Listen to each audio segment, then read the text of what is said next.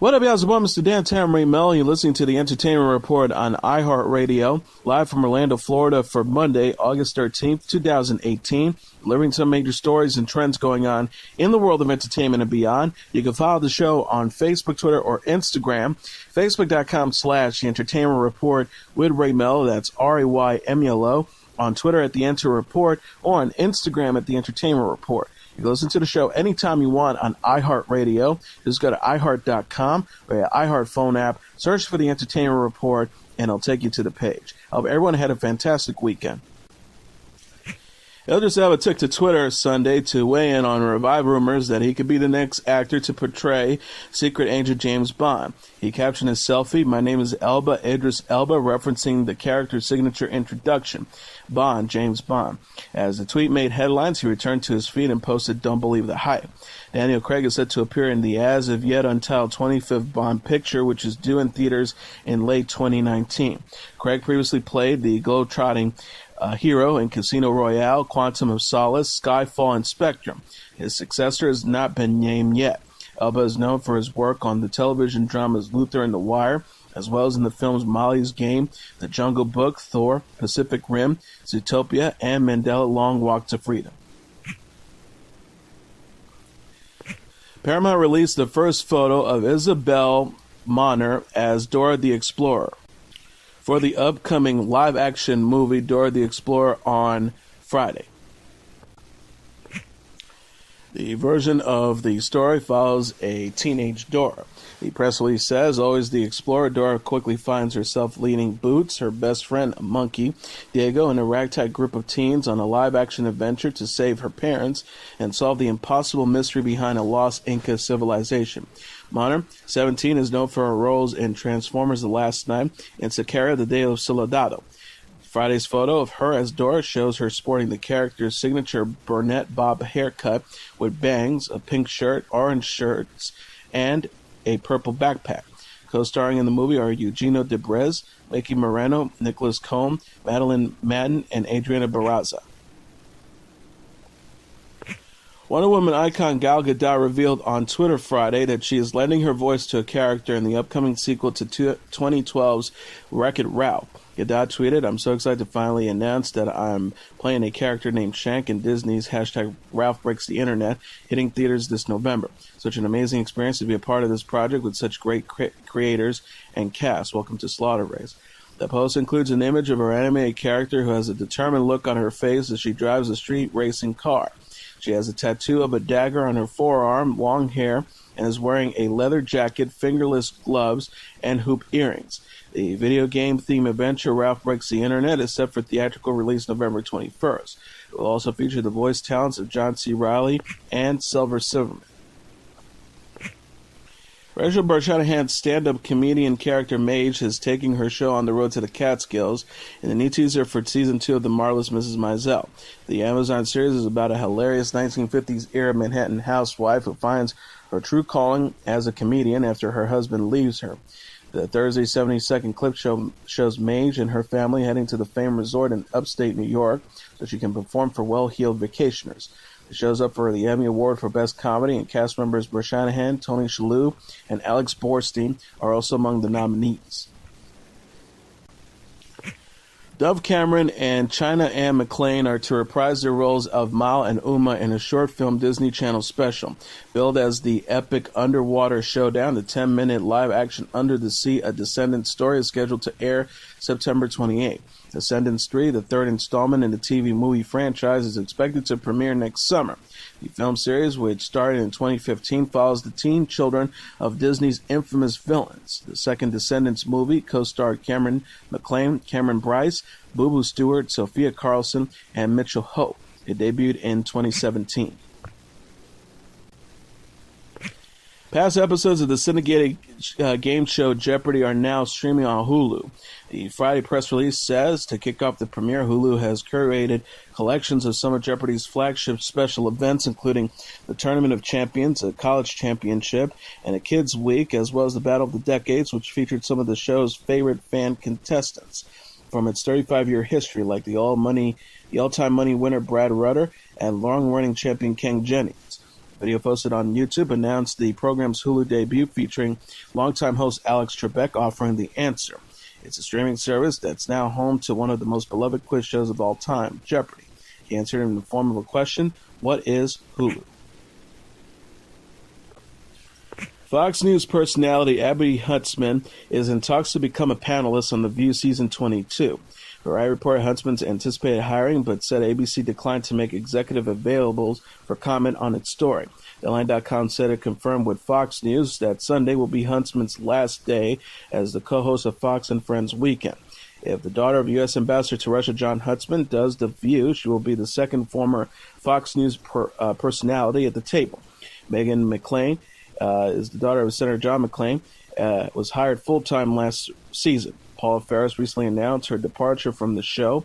That was soon followed by Sarah Hines' exit. Co-hosts of the past season also include Whoopi Goldberg, Joy Behar, and Sunny Hostin. Kim Possible veterans Christy Carlson Romano and Patton Oswalt are to appear in the upcoming live-action movie based on their popular cartoon series. A Saturday tweet on the D23 official Disney fan club feed read, just announced at Christy Romano has joined the cast of at Disney Channel's live-action Kim Possible film, along with at Patton Oswalt. He's reprising his role as Professor Dementor. The movie is to debut on the Disney Channel next year. It will star Sadie Stanley as the titular teenage heroine, Sean Gambroni as her best friend Ron Stoppable, Allison Hannigan as her mother, brain surgeon Dr. Ann Possible, and Ton Stashwick and Taylor Ortega as villains Dragon and Shigo. It's unclear whether Romano, who voiced the role of the animated Kim from 2002 to 2007, will play in the new adventure. Carlson is now 34 years old. Dennis Shields, who is was known for dating reality TV personality Bethenny Frankel, has died at his home in New York at the age of 51.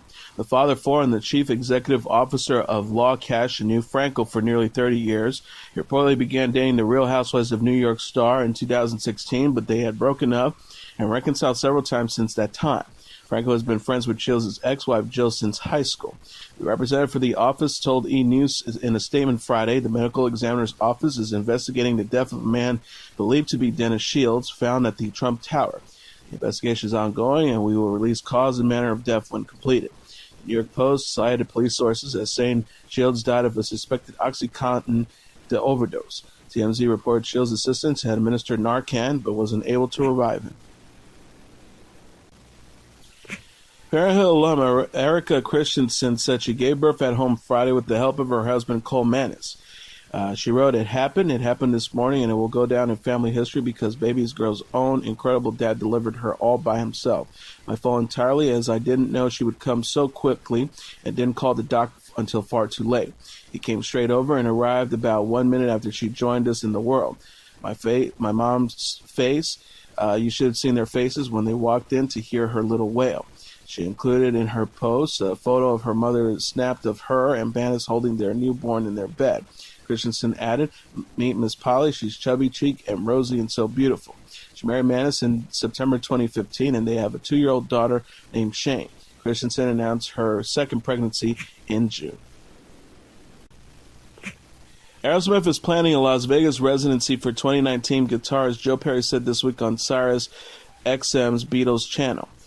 He says, we're going to do a residency in Vegas starting next spring, he said, according to NME.com. He also added, what we want to do is something that I haven't seen before, just downsize our live shows, just playing in a smaller place. We want to do something different. We're in the middle of a production now. What we're talking about is having an experience that you wouldn't be able to see on a regular Aerosmith tour. The famous rock band, which was formed in the 1970s, was in the news for another reason too Friday. History Channel announced American Pickers star Mike Wolf and Frank Fritz had recently been called out to identify a wreck of an old van from the 1970s that was found in the wooded area of someone's property in Massachusetts. It turns out the vehicle had belonged to Aerosmith when the group was starting out. Former guitarist Ray Tabana, one of the founding members of Aerosmith, confirmed the van was the one the musicians used in their early days. The Pickers star bought the vehicle from the current property owner for $25,000. Wolf said, we just got a piece of American rock and roll history. Bassist Tom Hamilton wrote, confirm it true, retweeted a Boston.com report about the discovery of the van. Singer and actor Justin Timberlake announced via Twitter he has a book coming out this fall. He tweeted, "Guys, I have some news. I've been working on this for a while now, and I'm happy to finally give you a first look at my first book, #Hindsight. I'm looking forward to sharing these pictures and stories with you. It's coming out October 30th. The book includes a photo of him holding the book, the cover of which shows part of his face up to his real visage. Timberlake's website says, "Hindsight and all the things I can see in front of me." The first book, written by Justin Timberlake, will give readers a peek into Timberlake's creative process through an intimate collection of images from his personal archives that range from childhood to the present day. Drake's Scorpion is the number one album in the United States for a fifth week. Coming in number 2 on the Billboard 200 albums charts is Kenny Chesney's Song for the Saints, followed by Post Malone's Beer Bongs and Bentley at number 3, Juice WRLD's Goodbye and Good Riddance at number 4, and Cardi B's Invasion of Privacy at number 5. Right at the top tier are Triple X Tenacion with Question Mark at number 6, the Mamma Mia, Here We Go Again soundtrack at number 7, Hailstorm's Vicious at number 8, The Greatest Showman soundtrack at number 9, and Daughtery's Cage to Rattle at number 10.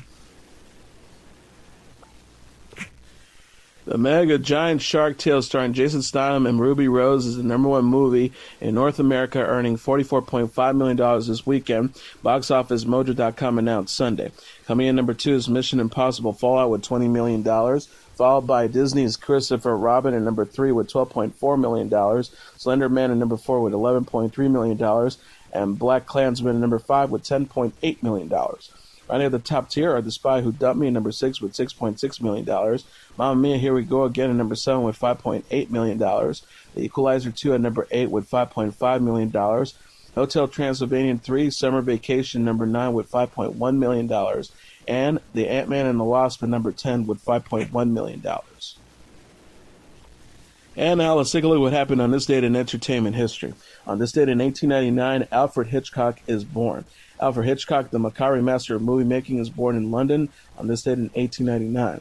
His innovative directing techniques and mastery of suspense made him one of the most popular and influential filmmakers of the 20th century.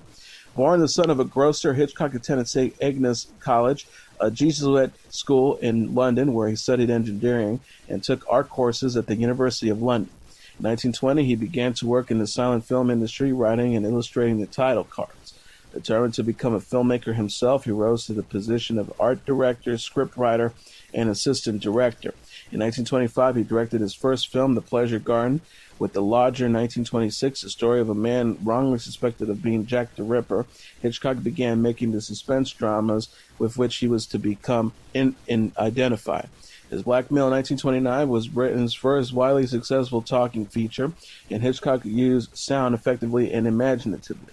During the 1930s, he gained international fame with immensely popular thrillers such as The Man Who Knew Too Much, 1934, 39 Steps, 1935, and The Lady Vanished, 1938. In 1939, he left England for Hollywood, lured by its superior technical faculties. His first American film was Rebecca, 1940, a drama starring Laurence Olivier that won an Academy Award for Best Picture and further cemented Hitchcock's reputation.